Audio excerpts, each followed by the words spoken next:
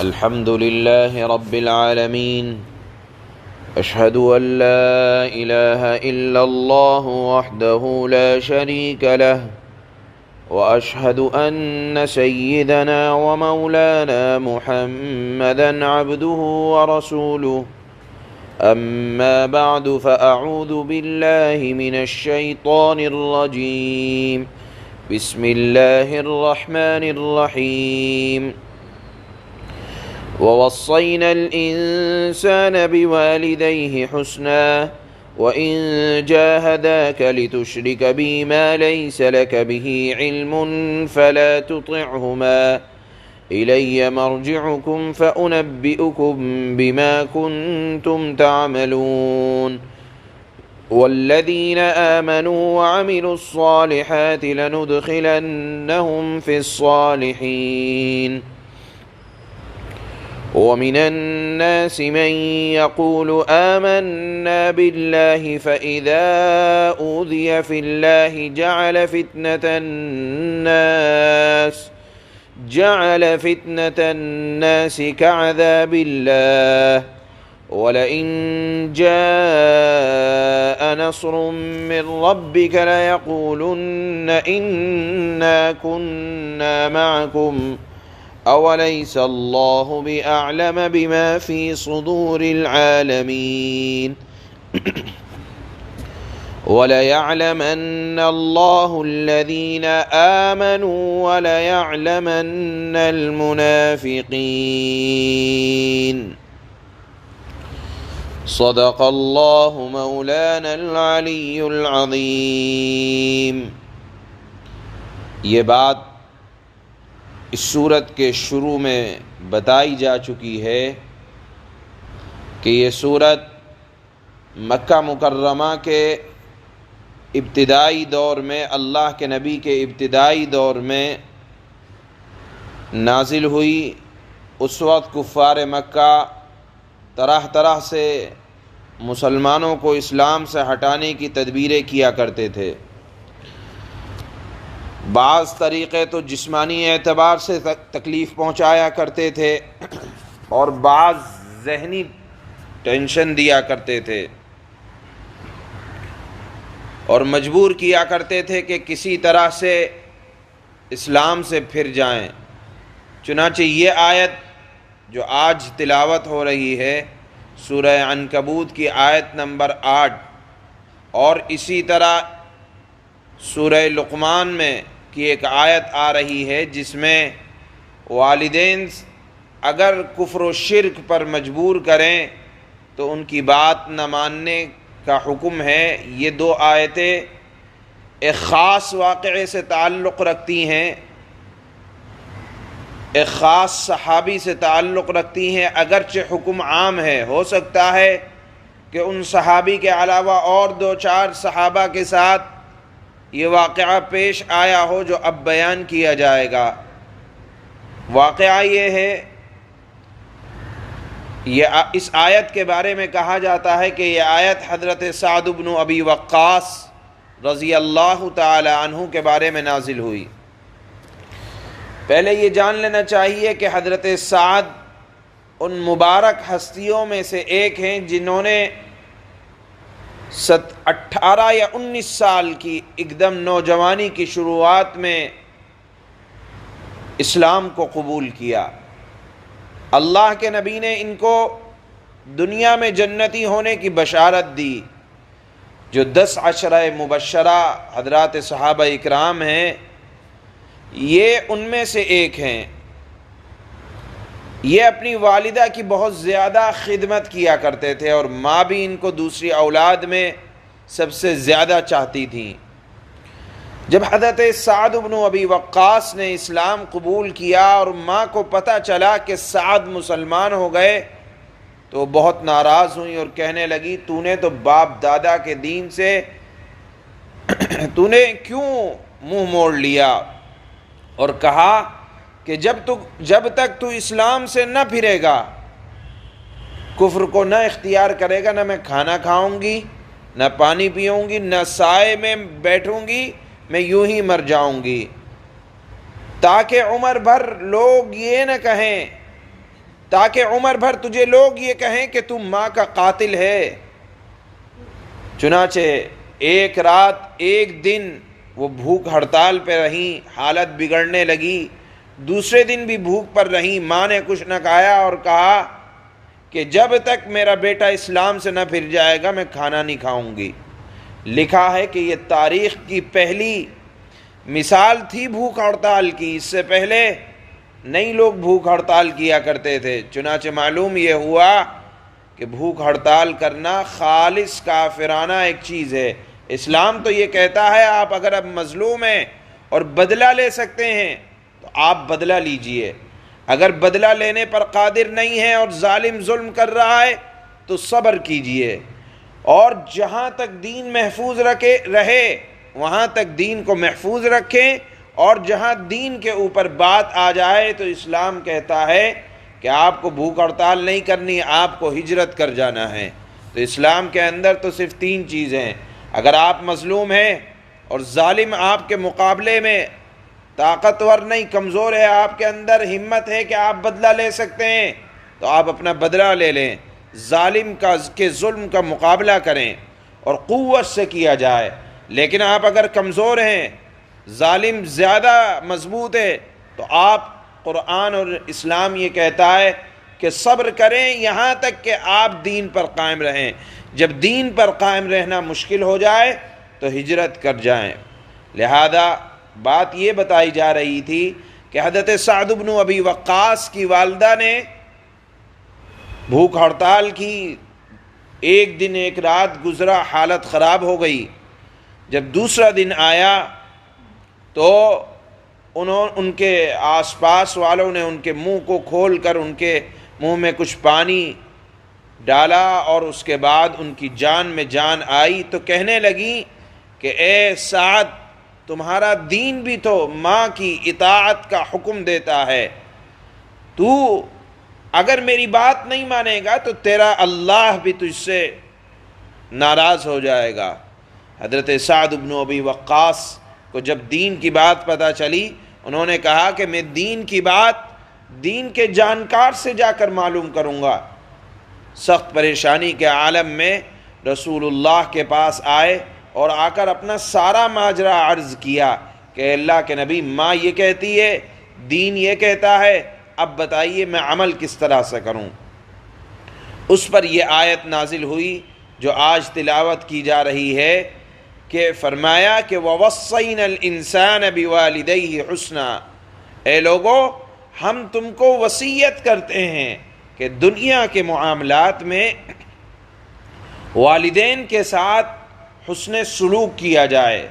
یعنی مالی سلوک ہو، جسمانی خدمت ہو، یہ ایک اولاد کے لیے ضروری اور واجب کے درجے میں ہیں، اور مخلوق میں سب سے پہلا حکم،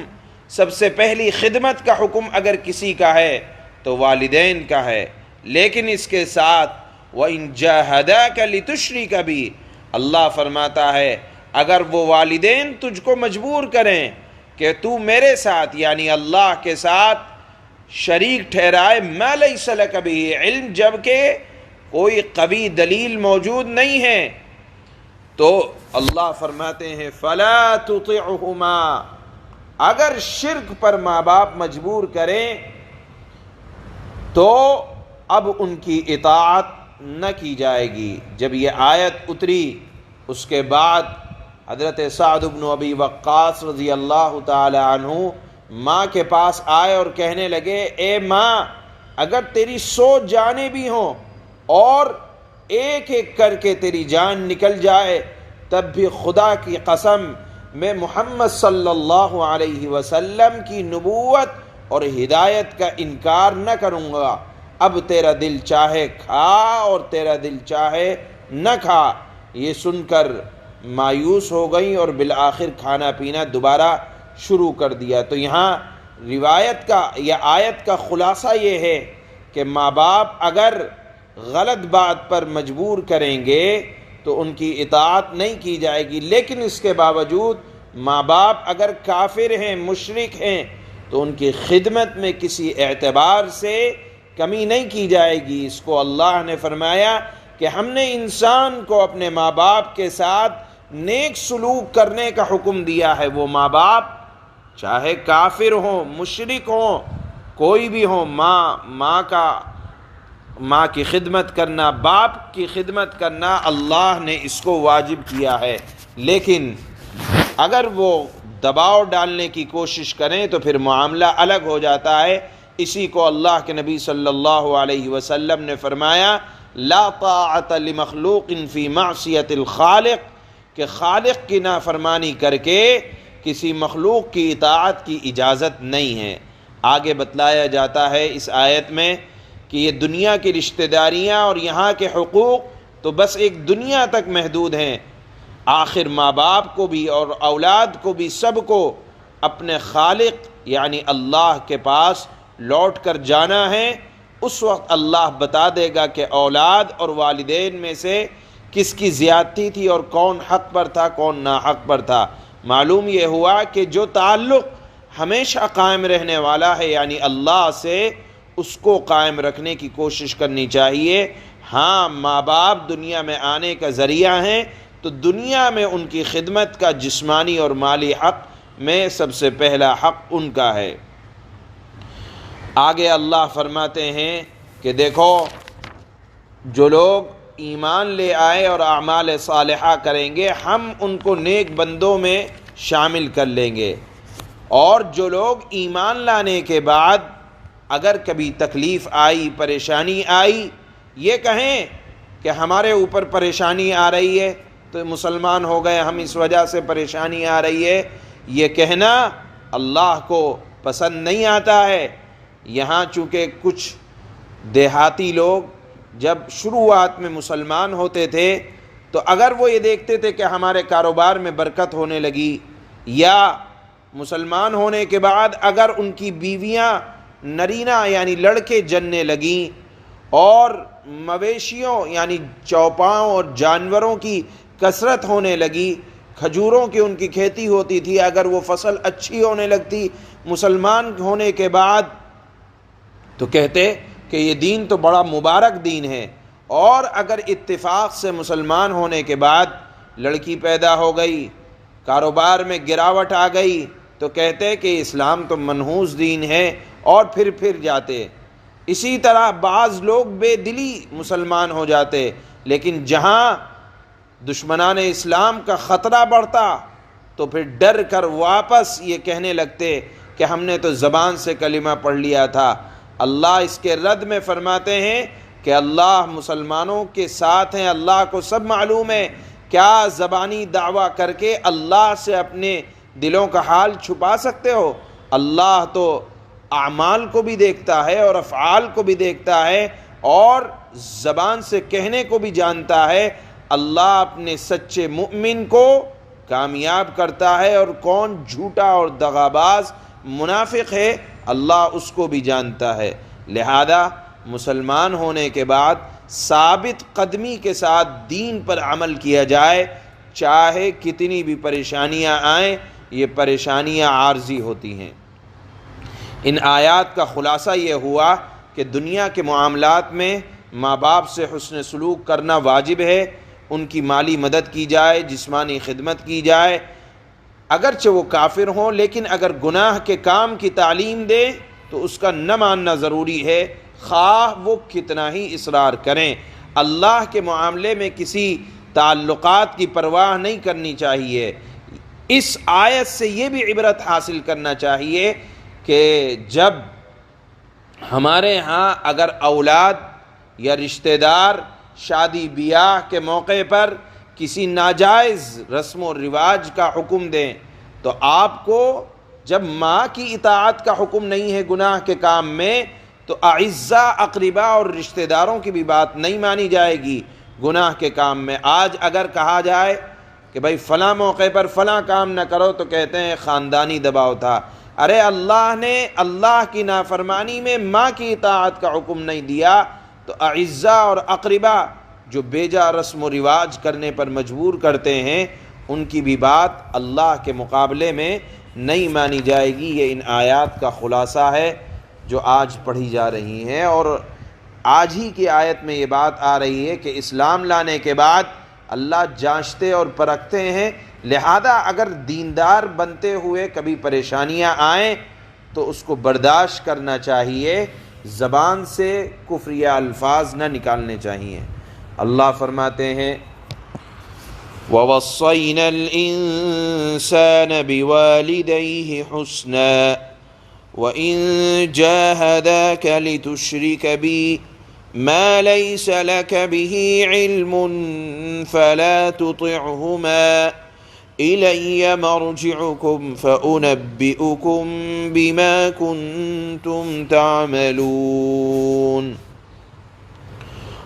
اور ہم نے یعنی اللہ نے انسان کو حکم دیا ہے کہ وہ اپنے ماں باپ کے ساتھ اچھا سلوک کرے، اور اگر ماں باپ تم پر زور ڈالیں کہ تم میرے ساتھ یعنی اللہ کے ساتھ کسی ایسے معبود کو شریک ٹھہراؤ جس کے بارے میں تمہارے پاس کوئی دلیل نہیں ہے، تو اے اولاد اب نافرمانی میں ماں باپ کا کہنا یعنی اللہ کی نافرمانی میں ماں باپ کا کہنا مت مانو، میری ہی طرف تم سب کو لوٹ کر آنا ہے، یعنی اولاد کو بھی، رشتہ داروں کو بھی، ماں باپ کو بھی۔ اس وقت میں تمہیں بتاؤں گا کہ تم کیا کیا کرتے تھے۔ والذین آمنوا وعملوا الصالحات لندخلنہم فی الصالحین، اور جو لوگ ایمان لائے انہوں نے نیک عمل کیے ہیں، ہم انہیں ضرور نیک لوگوں میں شامل کریں گے۔ وَمِنَ النَّاسِ مَن يَقُولُ آمَنَّا بِاللَّهِ فَإِذَا أُوذِيَ فِي اللَّهِ جَعَلَ فِتْنَةَ النَّاسِ كَعَذَابِ اللَّهِ وَلَئِن جَاءَ نَصْرٌ مِّن رَّبِّكَ لَيَقُولُنَّ إِنَّا كُنَّا مَعَكُمْ أَوَلَيْسَ اللَّهُ بِأَعْلَمَ بِمَا فِي صُدُورِ الْعَالَمِينَ۔ اور کچھ لوگ ایسے ہیں کہ وہ کہہ دیتے ہیں کہ ہم اللہ پر ایمان لے آئے، یعنی زبانی ایمان کا اظہار، پھر جب ان کو اللہ کے راستے میں کوئی تکلیف پہنچ جاتی ہے تو وہ لوگوں کی پہنچائی ہوئی تکلیف کو ایسا سمجھتے ہیں جیسے اللہ کا عذاب۔ اور اگر کبھی تمہارے پروردگار کی طرف سے کوئی مدد ان زبانی اقرار کرنے والے مسلمانوں کے پاس آ گئی ہے تو وہ ضرور یہ کہیں گے کہ ہم تو تمہارے ساتھ تھے، کبھی ادھر کبھی ادھر۔ اللہ فرماتے ہیں بھلا کیا اللہ کو وہ باتیں اچھی طرح معلوم نہیں ہیں جو سارے دنیا جہاں کے لوگوں کے سینوں میں چھپی ہوئی ہیں۔ وَلَيَعْلَمَنَّ اللَّهُ الَّذِينَ آمَنُوا وَلَيَعْلَمَنَّ الْمُنَافِقِينَ، اللہ ضرور معلوم کر کے رہے گا کہ کون لوگ ایمان لائے ہیں، اور وہ ضرور معلوم کر کے رہے گا کہ کون لوگ منافق ہیں۔ سبحان اللہ۔